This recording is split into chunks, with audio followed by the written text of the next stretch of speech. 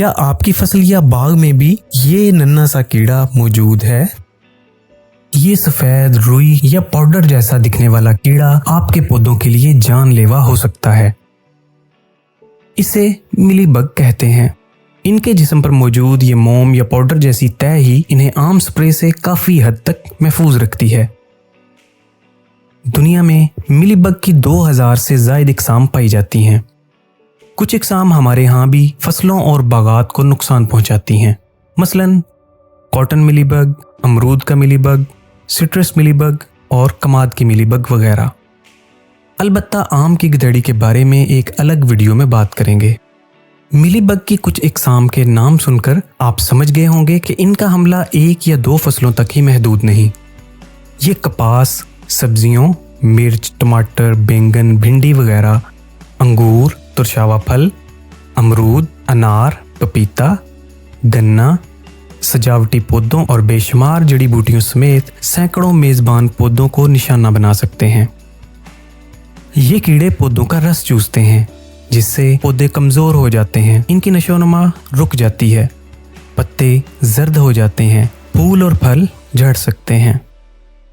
जबकि शदीद हमले की सूरत में पूरी फसल की पैदावार और मयार मुतासर हो सकता है। माहिरीन के मुताबिक मिलीबग की मुख्तलिफ इकसाम इन फसलों में पैदावार का नुकसान कुछ इस तरह से करती हैं।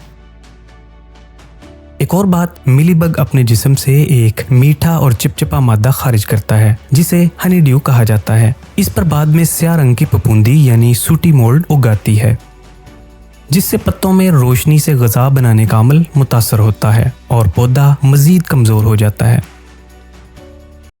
आपको ये सुनकर अजीब लगेगा कि आपके खेत में मिलीबग और चींटियों का गठजोड़ चल रहा है। मिलीबग का मीठा लेसदार हनी ड्यू चींटियों के लिए खुराक है और बदले में वो अपने मेजबान के बच्चों को दूसरे पौधों तक पहुंचाती हैं।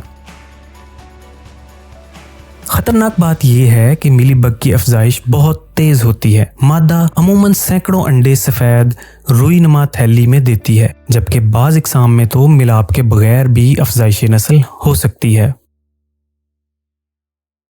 इन अंडों से निकलने वाले नन्हे बच्चे, जिन्हें क्रॉलर्स कहा जाता है, पौधे के मुख्तलिफ हिस्सों और करीब के पौधों तक आसानी से फैल जाते हैं।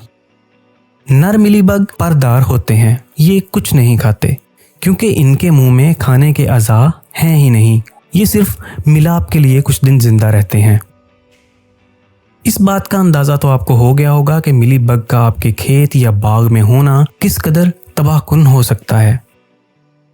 अब सवाल ये पैदा होता है कि इसका तदारुक कैसे किया जाए। सबसे पहले जड़ी बूटियों का खात्मा करें, क्योंकि ये मुतबादिल मेजबान का किरदार अदा करती हैं।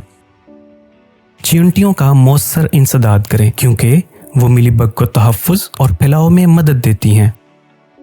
खेत या बाग की बाकायदगी से निगरानी करें और इब्तिदा में ही मुतासरा शाखों या पौधों को काट कर तलफ कर दें।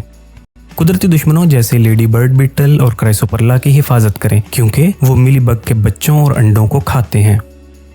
अगर फिर भी ये फैलने लगें तो महकमा ज़राअत की सिफारिश करदा जहरों का इंतखाब करें। Profenofos, malathion, sulfoxaflor, profenofos plus cypermethrin, profenofos plus lambda cyhalothrin, lambda cyhalothrin plus imidacloprid. लेकिन स्प्रे करते वक्त कुछ बातों का ख्याल रखें। मिलीबग का हमला टुकड़ियों में होता है, इसलिए पहले पहल सिर्फ मुतासरा टुकड़ियों में ही स्प्रे करें। ज़रूरी बात यह है कि स्प्रे महलूल में वेटिंग एजेंट, सरफ या कपड़े धोने के साबुन का महलूल बनाकर मिला लें। इससे मिलीबग के जिस्म पर मौजूद मोम की तह उतर जाती है और जहर इसके जिस्म के अंदर तक सरायत कर जाता है। स्प्रे का प्रेशर ज्यादा रखें। पत्तों की निचली सतह और शाखों के जोड़ों पर अच्छी तरह स्प्रे पहुंचना चाहिए। स्प्रे के बाद भी खेत का मुआयना जारी रखें ताकि दोबारा हमले की सूरत में बरवक्त तदारुक किया जा सके। तो दोस्तों, हम इस स्ट्रेटेजिक तरीक़ेकार से मिलीबग का तदारुक करके अपनी फसल को नुकसान से बचा सकते हैं। अगर आपको ये मालूमात पसंद आई हों तो साथी किसानों के साथ भी शेयर कीजिए।